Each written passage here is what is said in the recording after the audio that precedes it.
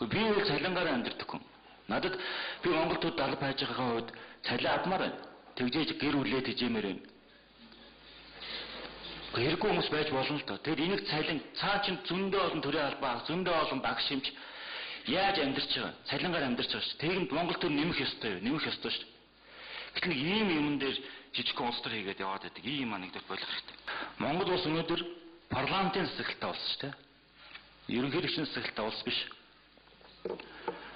Турцай цагтаа энэ Монгол улсын төрийн тэргүүн энэ засаглал хоорондын тэнцвэрийг хангаж, эв нэгдлийг хангаж явах учиртай гэдээ Монгол улсын үндсэн хуулинд хийсэн байна. Буруу хөрөөр орж ирээд парламентын хүндэтгэлийн чуулганаа хийж яхад орж ирээд загинчдаг ерөнхийлөгч байгаа би тэр үед бодсон. Монгол улс ерөнхийлөгчийн засаглалтай юм байлгүй дээ.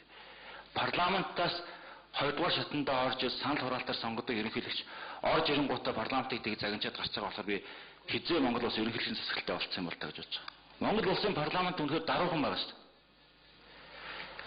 Муу баруун байдлын хараа авах. Бүх муу юм дээр Монгол улсын парламент. Яг сайн муу юм байгаа, сайн муу бодлого байгаа, сайн муу хууль байгаа. Гэхдээ Монгол төрийг ингэж хүчгүүдүүлж, Монгол төр зүтгэж байгаа бүх хүмүүсийг ингэж харлуулж, хин нэгэн эндээс ашиг хонжоо олох гэж явах нь эцэстээ Монгол төр Монгол улс ашигтай